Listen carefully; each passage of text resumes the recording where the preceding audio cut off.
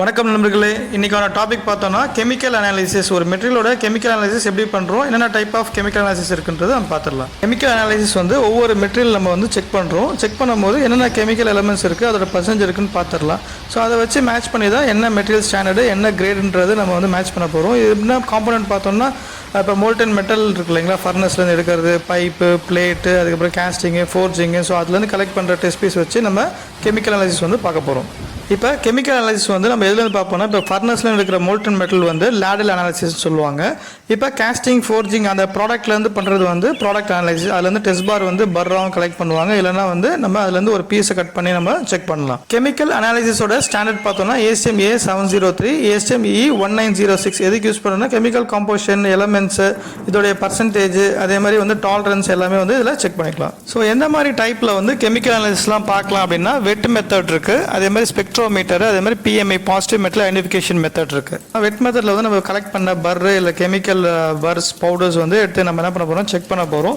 So இது பழைய titration method check பண்ணுவோம் பார்த்தீங்களா, லேப்லலாம் என்ன கெமிக்கல்னு செக் பண்ணுவோம். அது மாதிரி தான் with kilometre and liquid chemical வச்சு என்ன PPM வருது, என்ன கான்சன்ட்ரேஷன் வருது, என்ன அந்த கலர் சேஞ்ச் ஆகுது அப்படின்னு பார்த்து தான் நம்ம கெமிக்கல் கம்போசிஷனோடைய கான்சன்ட்ரேஷன் வச்சு இப்போ பர்சன்டேஜ் நம்ம கால்குலேட் பண்ணுவோம் கெமிக்கல் எலமெண்ட்ஸோட. Next spectrometer. இதில் டேபிள் டாப் ஸ்பெக்ட்ரோமீட்டர் இருக்குது, போர்ட்டபிள் ஸ்பெக்ட்ரோமீட்டரும் இருக்குது. நம்ம லேடல்ஸ் அனாலிசிஸ்லேருந்து ஒரு டெஸ்ட் பீஸ் எடுத்தோம் பார்த்தீங்களா, சின்ன பட்டன் டைப்பு. அதை நம்ம ஸ்பெக்ட்ரோமீட்டரில் வச்சுட்டு இதை நம்ம டெஸ்ட் பீஸை ஸ்பாட்டை பேர்ன் பண்ணோம் அப்படின்னா, அதில் இருக்க லைட் இன்டென்சிட்டி, அதேமாதிரி அதை வேவ் லென்த்தில் நம்ம மெஷர் பண்ணி என்ன கெமிக்கல் இருக்குது, என்ன கெமிக்கல் கம்போசிஷன் பர்சன்டேஜ் இருக்குன்னு செக் பண்ணி கொடுத்துரும்.